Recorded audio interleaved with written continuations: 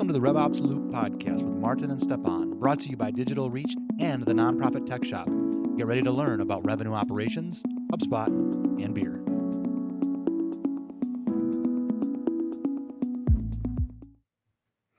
Hi folks, welcome to the RevOps Loop episode 21. In this episode, we want to go and talk more about what happened so far in 2026. So quarter one, quarter two, everything that happened, was it bad? Was it not so bad? Was it excellent? And just before we kick it off, have a question for you, Martin. How has 2026 been so far for you? Do you think it's a good year or a bad year to work in RevOps? Oh, okay. Yeah, I thought you meant like for me personally. Personally, it's been a good year, but um, yeah, for RevOps, what would you say? Good, bad, depending how you look. Yeah, average in that sense. I think the main takeaways, and I know you and I went through a couple of stats beforehand to sort of back what we thought, we felt. But I think the main thing, and this is such a buzzword again, AI, blah blah blah, but specifically within AI, the whole AI agents becoming a big thing, right? Which in and of itself is not a surprise, but then I know we were chatting about it, and the numbers we found seem to back that up. That yes, there's a lot of new AI agents being rolled out within sort of the larger RevOps world, right?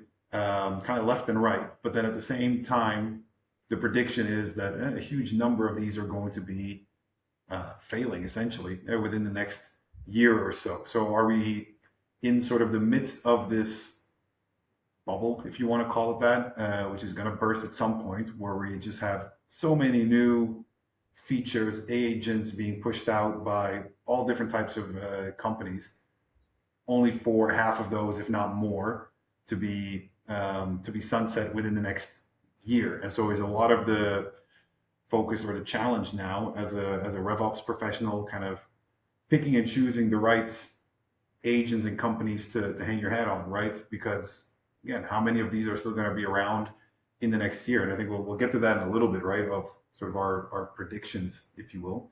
But yeah, I think, and I know that's not really a question or a response to your question, is it good or bad? I would say that that's sort of my main takeaway of it all is AI usage.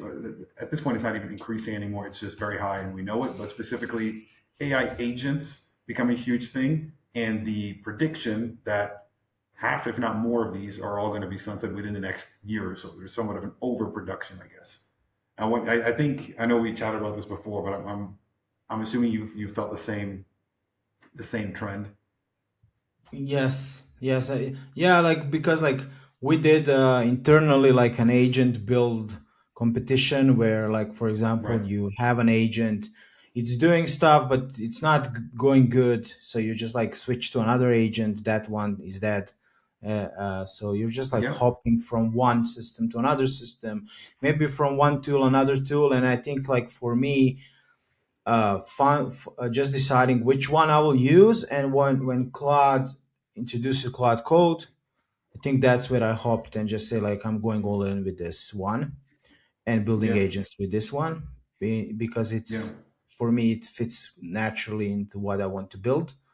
And Yeah. just And I I guess think that that's the in game, because there's so many now, like you said, agents. There's so many agent wrappers. builders. There's a Yeah. lot of things, and if you're like Yeah. just stranding around and hopping from one to another, you will just like probably at some point say like nothing is working, because you Yeah. never deep dive into the one that you want to use. So Yeah, and I guess, and because it's interesting that you look at it from that angle, because I think I was initially thinking more as these sort of larger AI agent rollouts done by sort of the larger tech companies, and you're looking at it more as from a individual perspective, but right? if Like individuals building agents. but But I if I think in the think same about it, trend. like I also tried, I used Replit, and when they roll out Replit Mm, Agent 4, I was like, okay, this is insane. There's like multiple agents doing work at the same time. You can ship faster. There's more things to build. yeah, But then it was like credits and usage, and then like, do I really need to do that fast something so I Yeah. don't even understand what's happening? And like for my personal workflow was like, okay, let's go to back to GPT, and then I just wanted to like see what Claude can do, and then I just switched to that. So I Yeah. think that that's like the what I And was aiming for, because there's like Gemini also, big one. I use it, but it's mostly like image generation or some kind of like yeah. just a natural stack that you use Yeah. at work.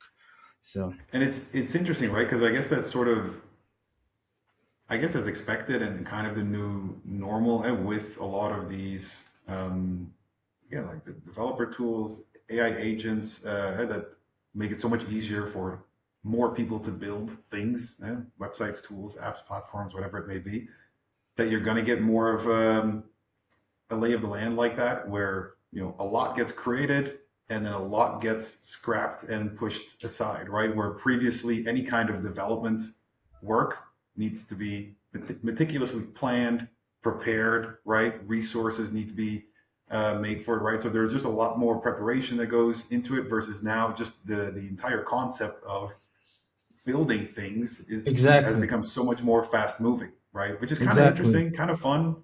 Does it have some downsides? Maybe. Yeah, It's an yeah. But interesting, I would say like but I would say like yeah, it's an amazing place to work in a RevOps role mm, if you're not technical, like if you're not a developer, or like you developer and then you went to like RevOps role, because yeah, if you have a vision, if you have all the context, what you need to do, you can do a MVP of something. And I saw that when I was like talking to a HubSpot product owner, and she just said like, how do you like this view? And I saw it was built like in Lovable. So like everything hmm, like same, like you see as you're in HubSpot, you can click on it, but it's built in Lovable, so they're just like iterating it, and it's not getting built and then it's like fully approved with everything. So just love how yeah, that, like imagine like a year ago, how much longer it would took for that person to just get all the developers, all the scrums, all the whatever she needed to just build maybe two, three things on that. Now she can blend her vision into one, like a web app or whatever, and then from hmm, there she can task it out. Let's start with this. Let's do this. This is confirmed, and iterate from that. yeah, So that's what I yeah. love. No, for sure. Okay, and so I think yeah, AI agents being rolled out again by the larger platforms, but also these smaller builders are causing some trend in which a lot more stuff gets built and a lot more stuff gets scrapped, and it's all at a very much higher pace. And I think within RevOps, and not just within RevOps, really, not just um, uh, within the world, if you want to look at it really that way, um, everything has just become a lot more fast moving. I think that's something we all need to adjust to. But getting into, I guess, some of the news or the takeaways or sort of the big headlines of the past couple of months. Um, Stefan, I know you and I are obviously both big HubSpot nerds, so it is somewhat HubSpot focused. But I know one big one, in the sense that it's an indication of sort of a bigger trend, right? Is the HubSpot's always renaming its hubs, and we now no longer have Commerce Hub. We now have Revenue Hub. So what does that really mean? What does that really imply? What are your thoughts on that as a whole? And maybe you can give a little bit of background first of like what actually changed. Is it just the name? Is it more than just the name? Yeah, sure. So I can say HubSpot killed a hub, but it literally just like pumped it up and used AI, like improved it a Mm, ton for me in my personal what I was expecting. So there was a commerce hub. You had like quotes, and you have payment links and payments and reporting, and you can integrate it and whatever. And now it's not. Now it's called Revenue Hub. So I was watching live mm, the spotlight, and I thought it's a new hub. Then okay, it's not a new hub, it's a renamed hub. But then when they started with quote to cash is our imperative, we want to just have it the best ever. Contracts are now real objects. You can do custom coded quote templates and more. And mm, I'm just like real quickly opening the HubSpot product updates, and just going to all. And what I was doing is, if I just put here, let's say quotes, there's now create quotes and analyze revenue with Cloud Connector, brand supporting Right. quotes, automated sales tax calculations, custom coded modules for quotes. I use that. I build a custom coded module. Right. One-time invoices with workflows associated with custom objects. So like you can have even more data structure. So they're just like shipping something that they never shipped before. That's what I like. Hmm. And it's just insane how complex now this hub has become. Right. And we can talk more about it, but I think this is Yeah. one of the biggest updates for me this year so Yeah. far. Big step forward in that, and I guess that comes because they've been making quite some changes in sort of the whole payments and quotes processes. Was it 2022, 2023? I forget now exactly when they first actually launched the invoices and payments and having that all available in HubSpot. So to see where it came in that, yeah, in the last 3 years or so is quite impressive. Yeah. Yeah, lot of things coming to the roadmap on that, and I think it's really like, I think also it impact the seating, because now you need a revenue seat. That's something Right. new. So I remember building some custom quote and I couldn't see it. Like, what am I missing? And then I saw like, oh, I need a revenue seat. So it's again That's a different. seating module. Yeah. That's different than it was before. Yeah, I think it is. I think it is Hmm. like, if you want to like like build your own quotes or whatever, you need a revenue seat. I think like, Right. Right. so yeah, I think Yeah. No, fair that enough. I was guess it something makes on a sense. commerce hub, but I cannot be 100% sure. Like, uh, Yeah. yeah, So but yeah. Okay. that's No, the HubSpot update for continuing me. to make well, improvements really in the payment space. Another big one, kind of shifting from HubSpot to Salesforce, is one only still quite recent, right? The Salesforce acquisition of Fin, I have to say, previously Intercom. I forget the exact amount, $3 billion, something along those lines. So yeah, pretty big acquisition. And again, we were talking about agents earlier, and they're playing a bigger role. Um, I know I have this in my predictions section later. I don't think this will be the first and only big acquisition in the customer agent space. But yeah, as for Salesforce, yeah, what does it mean for them? What could this mean for their product, their broader strategy? And I guess, and maybe this is the first question for you on that, Stefan. Like, is that a sign you think of larger organizations like a Salesforce, like business software, with the core being the CRM, feeling the pressure of AI is here. It's building a lot of what we natively do, right? We need to grow fast alongside it. We need to acquire these type of companies like a Fin Intercom, right? That have these very developed agents. Which the reason the reason I'm questioning it is Salesforce had something similar, right? I forget the exact name now. You can probably remind me, but they had Agent something Force. similar. Agent Force. Well, there you go. And so, what was like? What is it that a Fin had that an Agent Force didn't? And like, what would justify this still pretty large price tag? Yeah, wonder if you have any initial thoughts on that. I have a few, No, but no, curious what you like think. my initial thoughts first when I saw that was like, okay, I know Intercom, like back in the day, like a Mm, chat agent, like that everybody started using. They mm. branded themselves for like 10, 15 years, and then all of a sudden It they was everywhere, rebranded right? to their Yeah. Fin. And yeah, I remember from like connecting Intercom to like a WordPress site or something. And I Mm, remember like, what's this? It's a pretty nice tool. Nobody did it back in the day and everything. But now seeing the price tag and like, just like how they rebranded and Salesforce acquired them, I don't know. Is Salesforce like acquires a lot? I think they have a good acquiring strategy, but I think they just needed something that's like pre-trained packaged product that's lightweight that people are used to right. use, and then they can just easily attach it somewhere where it makes the most sense for the product, the Salesforce, and also like learn from it and like everything that Fin or Intercom did to Yeah. have that agent built. I think that's like the knowledge acquisition, Yeah. acquiring knowledge, acquiring like a lightweight product that people really use and they already adopted, rather to like push something new and struggle with adoption and like we don't like it, Yeah. it's too rigid or something. Yeah. Not to say that No. I didn't test it a lot, but what's your thinking there? It's not even really more, not really a take, more of a, I found it peculiar in that I was just curious in that Salesforce has something similar, right? And like what makes, what makes it worth buying something like an intercom? And so like one of the things I was quickly Googling or clodding, people haven't really made that a verb yet, have they? Googling is Should still be. the way you Or describe it. It should be though. Maybe we could start it. Yeah. One thing I clodded was, the what were the metrics, right, of Salesforce's own agent in terms of human intervention needed versus how much could it fully automate, and comparing that with Intercom and the numbers I dropped them down here.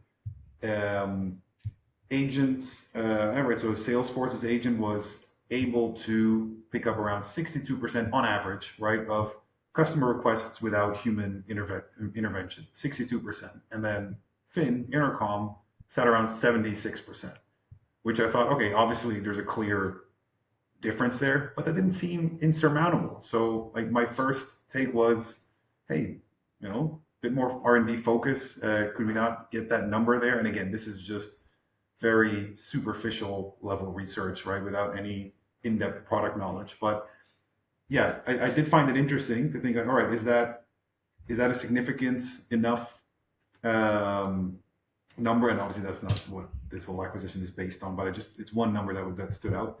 And I guess it was more of a larger indicator or something that provoked the question of at what point is it worth acquiring a different company, different software to replace your own versus investing the extra resources to get your own product up to speed.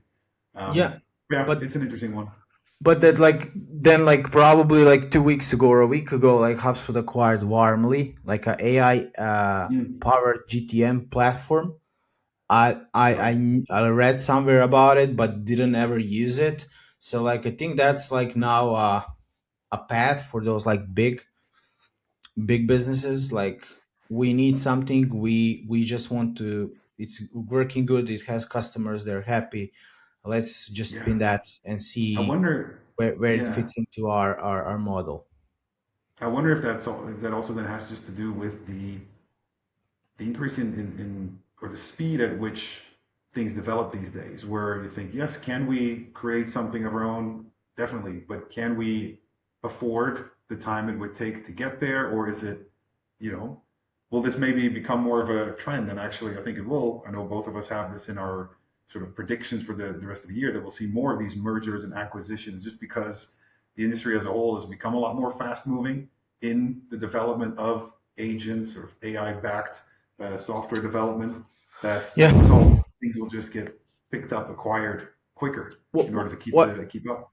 what I'm thinking is like, let's say like HubSpot acquired Warmly, so like Warmly can score intent, Mm, build audience, nurture leads.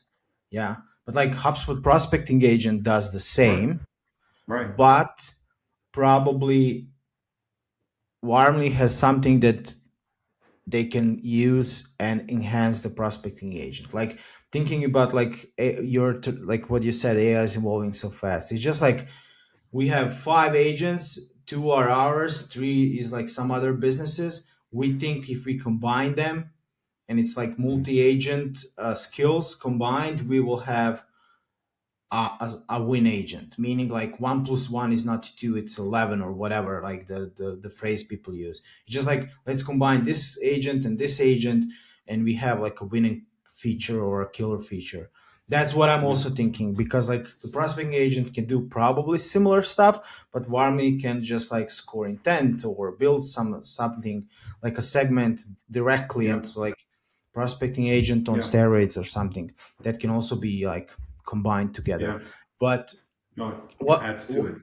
yeah, what's the some other news that I know we read about Well, the like for example, the we covered AI adoption, Salesforce Revenue Hub, but I think we also have like you as a marketing ops uh, professional, HubSpot launch, HubSpot AEO. So like Yeah. answer agent optimization. Like, what's your take on that? Where do you see it go? I think that was one of the biggest news also from me. Like, okay, they did inbound and now they're saying like let's just do some other thing. Like, what's your take there?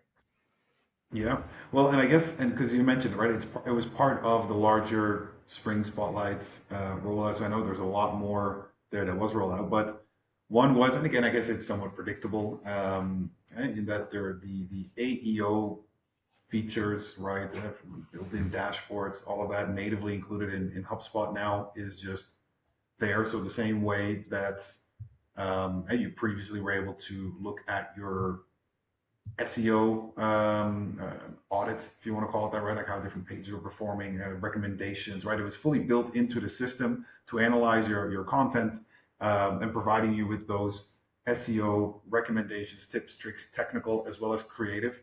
And essentially, that's now been not updated. It's been what's been added to that, right? Has been an AEO version of that, which I think is just a sign of getting with the times, right? That is what people are optimizing towards now. I didn't pull up the exact numbers of like the traffic shifts and how much comes through traditional search versus AI search. We were just talking about it. People Claude now more than they Google, I would think. But so it seems like a natural development. It's just cool to see, right, that this is starting to be built in to systems everywhere, right, as it probably should be. I would even maybe say that it's a little late, right? These are things that you think perhaps already last year you'd expect some of these to be more, right? These AEO features to be integrated in some of the larger platforms. But yeah, those are definitely ones that, again, from a marketing perspective, I'm always quite interested in. I know there were a couple other updates, well, a couple, I think 100 other updates in that spring spotlight. Any others you want to call out, highlight? Was that also the main one for you?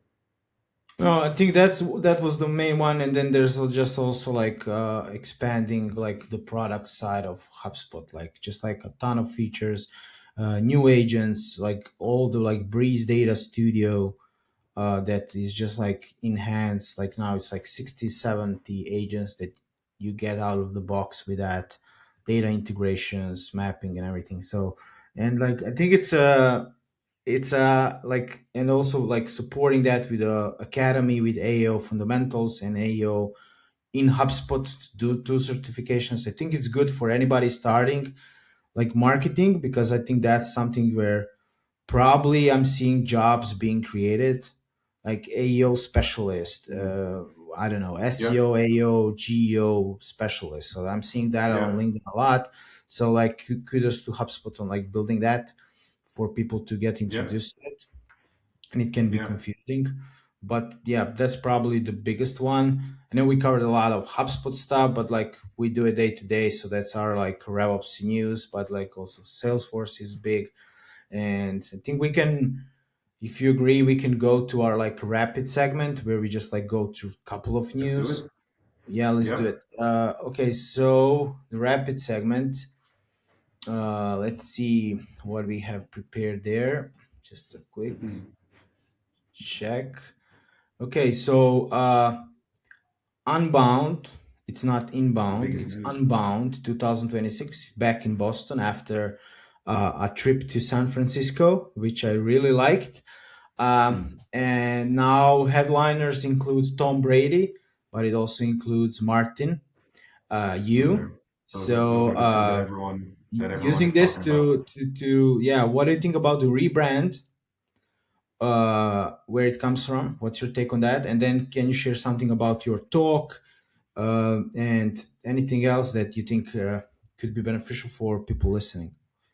Yeah. What I think about the rebrand. So from inbound to unbound, honestly, I don't have a whole lot of an opinion on it, other than I've kind of come around to calling it unbound now. Took a couple months, I would say. Um, I know that the general idea of it, right, is that it's less.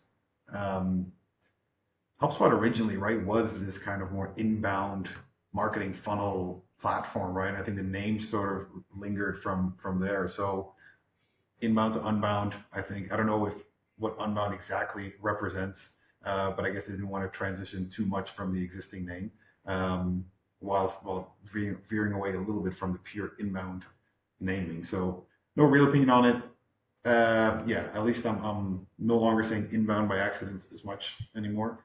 And yeah, in terms of so yeah, Stefan, as you mentioned, going to be speaking there this year, first time. So very excited about that one. And the topic is going to be RevOps for real. That's the title of it. And the general gist of it is chatting through essentially MVP RevOps models, like building RevOps in for the real world. When we say real world, we mean where things go wrong and people leave and people don't follow processes 100%. And sometimes small things like that can break an entirely well thought out RevOps model, right? And so the idea is not necessarily simplifying it, but looking at what are the core essentials in a RevOps build, right? What are details, what are nice to haves, what are must haves? Finding the balance between sort of mandatory processes that you need to set up and how to roll those out within an organization versus building something that you know is going to break at some point, but essentially anticipating some of those breaks, especially if it requires human intervention. There's human errors. People make mistakes. So anyway, the main thing there is, and where it comes from, I guess, is having set in on a lot of these very interesting RevOps theory framework sessions myself. A lot of these you can definitely apply, and then running into the frustration at times, right? Of, well, I can't set this up because our sales team doesn't work that way. Well, this doesn't really work because our system can't really collect that data, whatever it may be. And so the idea is here, okay, building a RevOps model with that in mind, with the real world, where things break, where people can be stupid sometimes, and things happen, right? So that's the general idea of it. So yeah, looking forward to chat through that one. It's going to be sort of a longer session as well, a bit more interactive, a bit more of a working session as well. But yeah, should be an interesting one. Do you know the day of the Unbound? Like the what's the date for that Yeah, session? it is on Thursday. So what is that? The the second day of the event. I forget now which day of the month that is exactly, but yeah, second day of the event, Okay. afternoon. And it actually is happening right after, and this is our other thing that we can perhaps plug, is our nonprofit hug meetup, which is happening right before it. And maybe you can share a little bit more about that, because that's also Yeah, the first sure. time. Yeah, so maybe some of the listeners know, but like we run a nonprofit HubSpot user group, the only one supported by HubSpot. We do our other industries, but we are also very focused on nonprofits. And we have a first ever nonprofit hug meetup at Unbound 2026. So if you're a nonprofit, reach out to us. It's sounds like a pitch, but like, yeah, really reach out to us, share if you're coming or not, and we'll be happy to chat there and learn more about like the mission and impact that you're doing in your organizations and how maybe we can support it using HubSpot CRM and just building processes and optimize stuff. We also do have a happy hour. We don't know yet date for that, but we'll be posting that across different social channels, also personal LinkedIn Yeah. and everything. But yeah, that's something that I'm also looking forward to doing that because I did came from like working for nonprofits and I love supporting that. And I also love coming to Boston. So yeah, Yeah. it's No, a that's nice always fun. city. It's gonna Yeah. be cool. Yeah. So yeah, if you're a nonprofit, especially working with HubSpot, thinking about working with HubSpot, yeah, just reach out, join the hug. Right? It's fun stuff. It's every month there's an event that you can attend online. Pretty cool. Yeah, I want to do something. So Um, it's like a link below to join the hub. yeah, we don't have that, do we? Oh, we can we'll add put that. we'll put it on the link below. So yeah. Yes, or above, or on the side. We don't know. Yeah. We're still new to this. There will be Somewhere a link. somewhere it will be there, yeah, Somewhere there will but be a link. yeah. uh, Cool.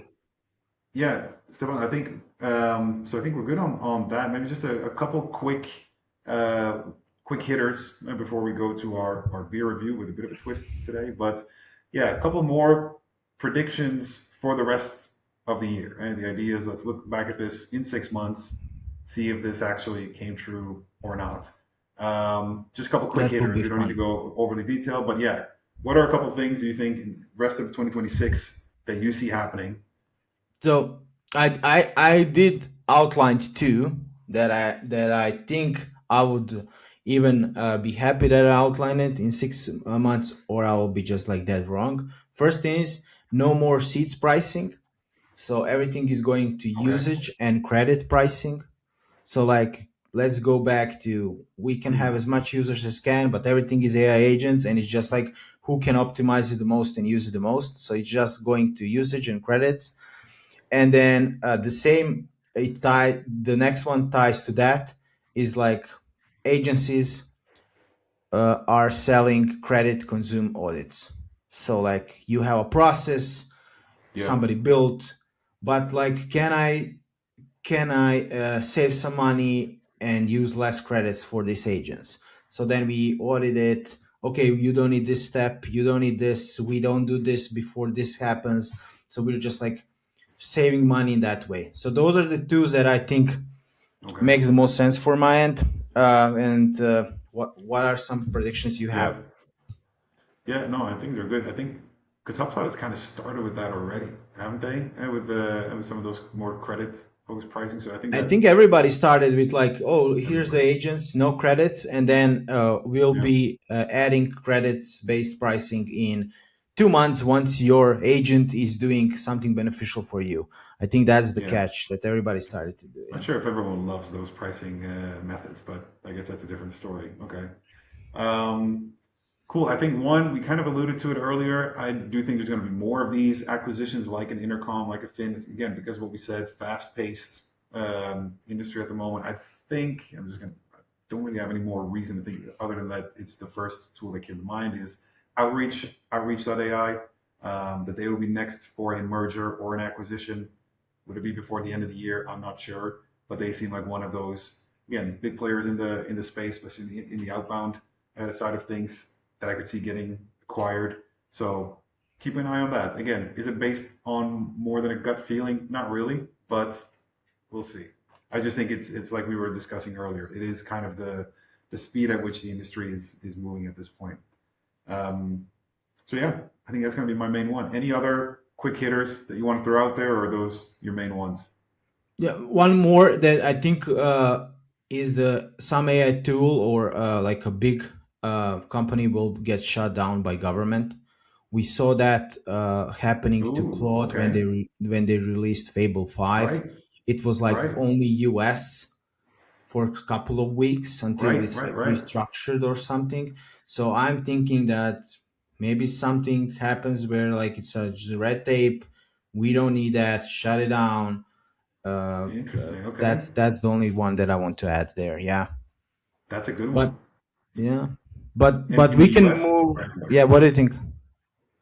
In the U.S. or anywhere really? We can say anywhere. I Just I any think kind of. I think anywhere. Like I don't know, like what's like China or some other countries, but I think like anywhere it can be happen. Like if somebody Yeah. says like this is not safe in a way that it collects the data that it doesn't need to collect it.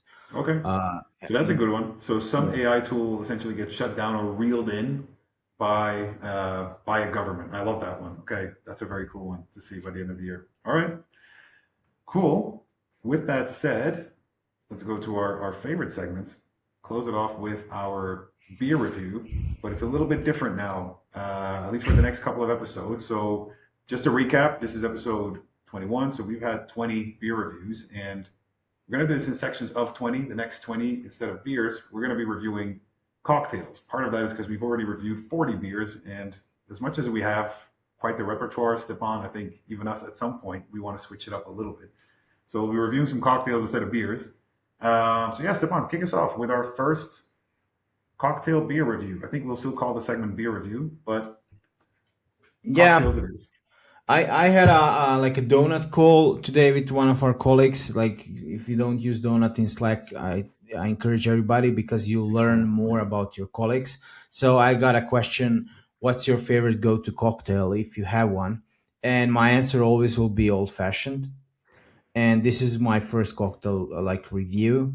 Old fashioned doesn't need to be some kind of like a I don't know, premium whiskey or stuff there, but I did had one in the apothecary in Malta while vacationing, and I remember that one because it was very nice. It has like bitters, wood chip smoke, some jasmine syrup, and I really enjoyed it. I had one and then I had another one because it was so good. So I would There you say go. old fashioned for me for That's to it. start this cocktail review. What about you? Wait, what are you rating it, Stefan, out of five? Oh, yeah, 5 out of 5. 5 out of 5. Yeah, I was gonna say you're coming in hot with an old fashioned. All right. Well, on my side, I had the Negroni. I think that's yeah probably gonna be my favorite as well. Obviously Campari based. The ones I usually take, obviously if they have classic Negronis, I'll go for that. I do feel if they're not well made, they can be a little bit. Um, it's easy to not make them well. I'll put it that way. But in any place, if they have sort of a spin on a Negroni, knowing which to me indicates like, all right, they've put some thought into this, I'll always go for that. Well, they'll have a Negroni, but it's, a different kind of vermouth, or we added a little bit of a smoky X, whatever the hell. I'll go for those. So Negronis, that's my go-to, and especially if they have some with a little bit of a spin on it. And well, should I say five? I'm gonna go for like a 4.6. It's really good, but because I've had some bad ones as well, I'm gonna stick it to 4.6. So voila, that is our first cocktail review in the books. We'll keep track of the ratings. Anything else to add on your side, Stepan, before we close this out? No, it's just like, and I think you can take that, like just making sure that people know where they can find us and everything else, and then you can close the loop. That's it. Yeah. No. Well, as always, obviously you can reach out to us on LinkedIn. Maarten and Stjepan, our names are right there. Luckily, we don't have neither of us have very recurring or common names, so we're pretty easy to find in that sense. Like we mentioned, the nonprofit hug. It's a HubSpot hug that's out there. If you're a nonprofit, join it. Have a look around it. There's monthly events. Those are pretty cool to join. And as we mentioned, we have in-person meetups and happy hours at Unbound as well. So good stuff coming up there. But yeah, with that, I'm going to close the loop on this one. I think in the next episode, we're going to go stick to this format to some degree, right? And we'll have a couple of highlights, questions that we'll discuss. And as always, feel free to send those through. If you have questions, recommendations, want to join an episode, let us know. Always happy to have you. But yeah, with that said, we'll see you all next week. Bye all. Bye bye.